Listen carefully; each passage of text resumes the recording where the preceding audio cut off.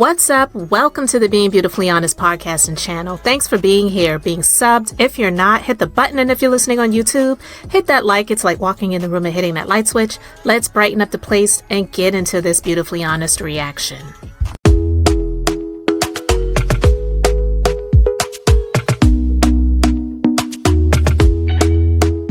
Talk to me nice, talk to me honestly. Look in my eyes, don't let it fall on me. Say you're a good guy, make me believe it. Don't wanna hear it, I wanna see it. See how rewind when we rewind. What is going on, guys? So listen, let's just go ahead and get into this because it's a lot. So I'm going to share my screen. You guys have probably already heard the story. Tamar Braxton, she was involved in an incident. She doesn't even really know what happened, apparently, or maybe I'll just say allegedly, because hey, maybe she doesn't want us to know that she knows what happened because it's embarrassing, possibly a legal situation, and so she doesn't want the public to know. But you can see right here that she says that she almost lost her life after being found in a pool of blood with several injuries. I mean, this is a crazy situation, right? Crazy. But she wrote on her story, I struggled to write this, but everyone keeps calling me, and honestly, I can't even really talk anymore. I'm so weak. I almost died Sunday. I was found in a pool of blood from my friend with a face injury. As the days go by, the worse it is. I fractured my nose, lost some teeth, and mobility. The way I look at life now is totally different. As my health is on the mend, my mental journey begins. Pray for me, for real. I don't even know what happened to me. Now, the part that gets me is her saying, I don't even know what happened to me. This is some serious stuff.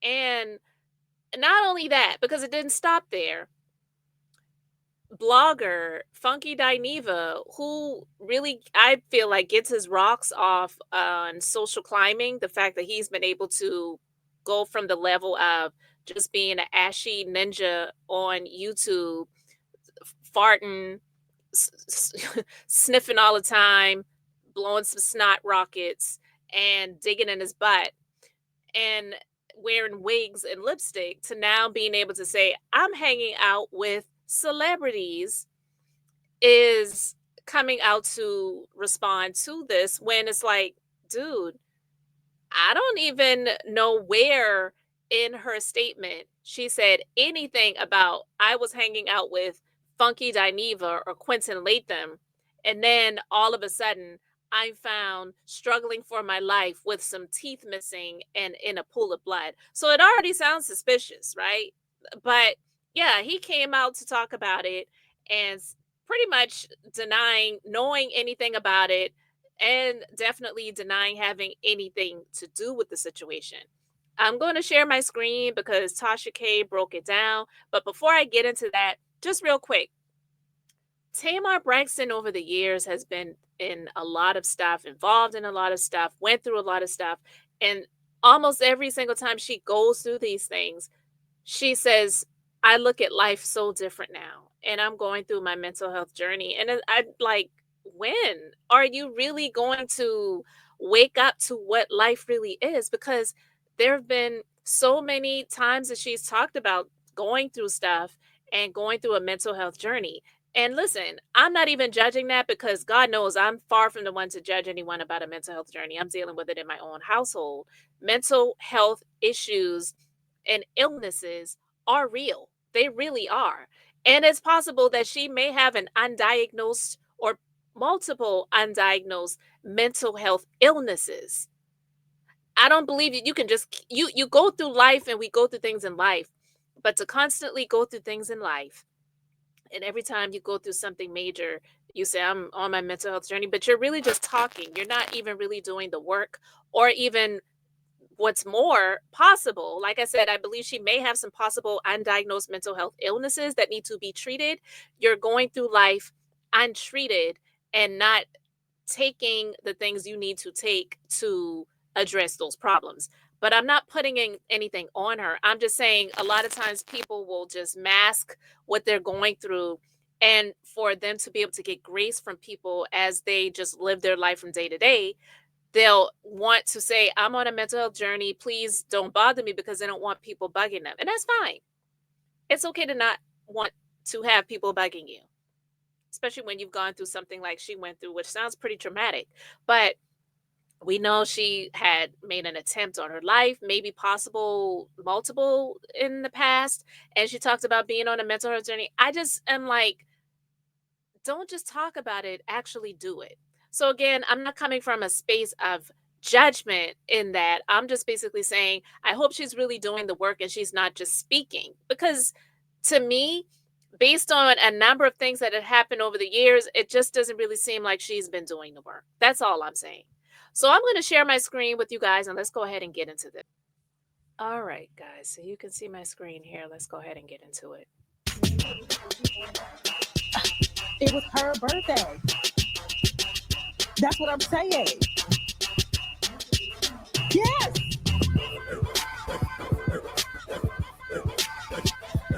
Look, now they grabbing. Look at, you see him rolling his eyes? He's so over it.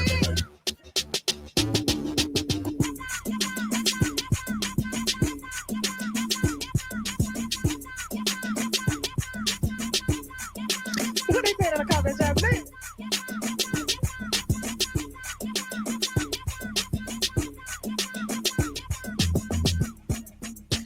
Okay, so when I saw that, me and Jasmine aren't surprised. This is how he wears his emotions on his sleeve. He can't play it off, and he hates the fact that he has to perform before Black women, but he can never be one. And so he low-key hates on the side because, no matter how hard he tries, it will never happen, okay? And so here's the thing.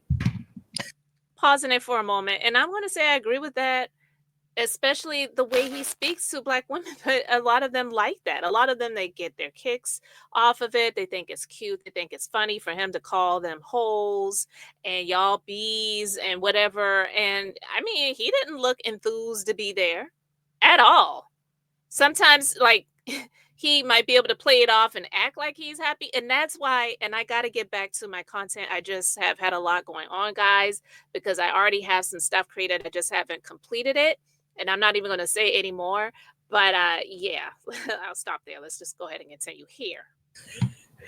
Tamar, I guess they went out and she woke up and said, quote, she was in a pool of hold on, let me get the receipts here because I don't want to be lying on nobody. I want to be misquoting nobody because she's going to hit my DM talking shit and everything, and I don't give a damn. Okay, so she goes, I struggled to write this, but because, hold on for a second, hold on. Why did it just go away like that? Give me a second. Okay, hold on. She goes, I struggled to write this because everyone keeps calling me, and honestly, I can't even really talk anymore. I'm so weak. I almost died Sunday. I was found in a pool of blood from my friend with a face injury as the days, I guess by the worst it is.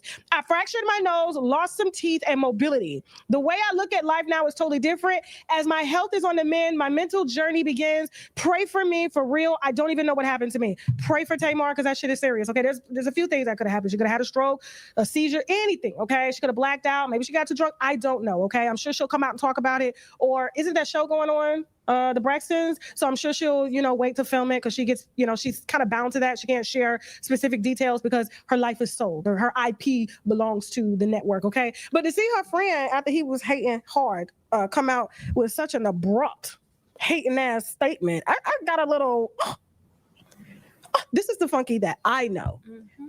This is the one that y'all don't know, but let me introduce him. Go ahead. And I believe it. Let's continue. Hey, Funky. Come in here and get a... Y'all think y'all finna come in here and get y'all an old messy ass recap of what the hell going on. Y'all want to know what all the hell going on, bitch. I want to know what's going on too, bitch. Okay, the lady got on the internet and said she almost died. I know y'all. I'm not high. Really? But why is that funny? Did take an edible. I actually want to get off the line because my boyfriend just got in town and he down there cooking, bitch. We having smothered smothered pork chop. We have a smothered pork chop over yellow rice with what green we eating? What he said? With cabbage and cornbread. Now listen, let me just go ahead and get this out the way, okay? Before we even get to the top of the show, I don't know what happened to the lady. The lady. Okay, for those of y'all that know, I'm talking about Tamar Braxton. I don't know what happened to the lady. The lady. We went out. What night that was? We went out. Saturday night. Okay. We went out Saturday night. And she said she woke up Sunday. We went to the Roof Chris. We ate. We had a good time. Yeah. She was like, "Let's turn up for your birthday." Sounds like We went down to the V12. Shouts out to Vinny and all the people at V12. Is that right? That's the video y'all saw, or whatever, with us walking in. They're making a whole lot of noise. We left there. We all got in the car together. Car dropped us off at Tamar house. I didn't go upstairs. I went to my car. I went and met James Knox at BJ Rooster, and I came home. The next day when I woke up, I had a text message from Tamar at 10 in the morning that said, "Can you give me Dr. Heavenly phone number?"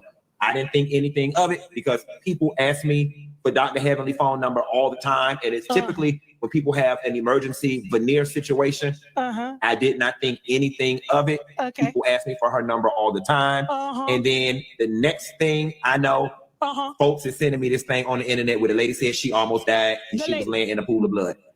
And I know some of y'all are gonna be committed to thinking I'm lying, and y'all gonna be committed to thinking I'm biased.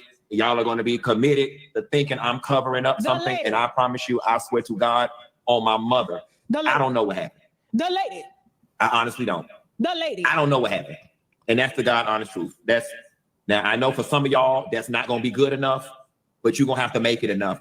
I promise you, on Isaac's life, I don't know what happened. The lady ain't told me nothing. The lady just said she needed Dr. Heavenly phone number. So that's that on that. I hope we can put that to bed. I know what y'all know. I can give y'all a little more details. The lady did say, "Q, I'm missing 4 teeth." And then I wrote back, "I'm confused. So you just woke up and 4 of your teeth was missing?" And the lady didn't respond. Okay. So I don't know what's going on with the lady mouth. That's all I know. If that ain't good enough for you, bitch, make it enough. Okay. Hell no. I'm crippled. I've been interviewing a lot of people for a long time. And I know when something ain't right. Now, I'm not saying he did anything. I just know when something ain't right. Because I'm trying to figure out, why is he coming out in his first statement about the lady who's his friend? Is the lady. And why are you coming out on the internet defensive? You were the last person with her. She went in the house. You got in your car. She woke up Sunday morning in a pool of blood. Exactly. And the thing to me is, he was so dismissive of her. He isn't saying her name, the lady, but that's the thing. This is his persona, and this is how he speaks about. And I feel like, too, his so-called fans and followers. Now, I don't know what happened to her, but I wouldn't refer to someone that I went out with just the night before that celebrated me and is always there for me as the lady. I do not know what happened to my friend Tamar. I'm praying. I'm waiting on her to say something. I will update y'all as soon as I know something, when she's ready to share. We are trying to figure this out. That spoke with so much guilt. I'm willing to think, hypothetically, he stay on the edible.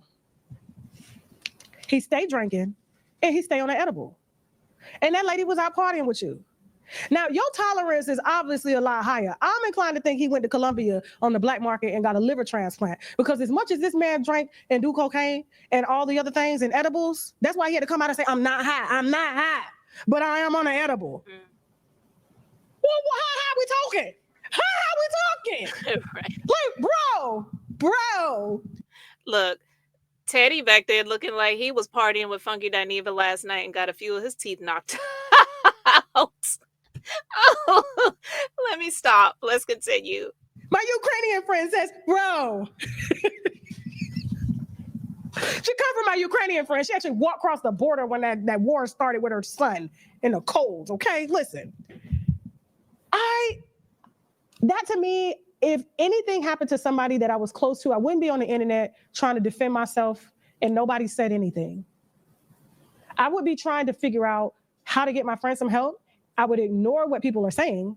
And I would just proceed on with my show. Hey, y'all, pray for Tamar. She's figuring it out. When I know something and she allows me to say something, I will say something. But the fact that you came out here on some alibi shit, I was with my mama. I was here at 10:02. I dropped her off. That's the last time I seen her. But what did y'all drink together, eat together? Did you give her an edible? Because you keep you a week, man. You remember that wedding in California? And all of the guests were served edibles? And they all had to be transported to the hospital? Yeah. Remember that? Yeah. Okay. Funky does a lot of shit that he don't tell y'all about. Okay. I know. I ain't never did it with him, but his friends, managers, agents, and all that, they done seen him and they tell me. Okay. All I'm trying to say is this was very distasteful, disheartening, and I do want to pray for Tamar. And this just goes to show and reiterate this man don't give a damn about nobody but himself. And that's why he had that old stank ass look on his face when they were celebrating her and not him. And now he's out here talking about the lady. I hope when Tamar gets all her teeth back in her mouth, she come and knock the 2 free ones that Dr. Heavenly gave him out. And I'm going to stop it right there, guys. Listen, I 100% agree, because let me tell you something. If that lady, the lady, is your friend, you would not be coming out here speaking about her in the way that you're speaking about her, okay? And then given this play-by-play, blow-by-blow, this is where I was to give myself the alibi that I need in case somebody tries to come for me to say that I had something to do with it. And looking at that video footage, he did not look like he was celebrating her or celebrating with her or happy to even be there, in my honest opinion.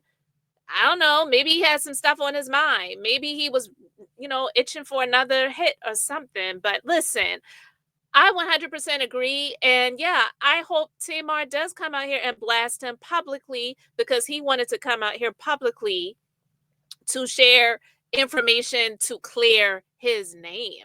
Not to come out here to say, look, I don't know what happened, but please, y'all, let's just pray for her and pray for a full recovery. I don't know what happened. And leave it at that. And leave it at that. Even if people were going to question or accuse, if he just left it at that, it wouldn't be all of this that a lot of us are talking about right now. Because what really happened? Did he slip her something? I'm asking. And a lot of people want to know. Inquiring minds want to know. But yeah, I feel like psychologically, he's definitely trying to distance himself, not just from the situation, but also from her. Because he looked distanced from her in that video footage. He did not look like he wanted to be there. And I ain't saying Tamar is Beyonce. And listen, this is just me, guys.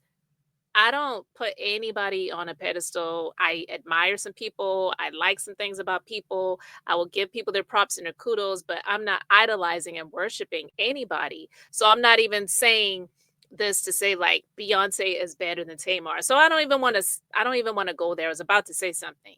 But what I was just going to say is Tamar Braxton, she may not be to some people this very high,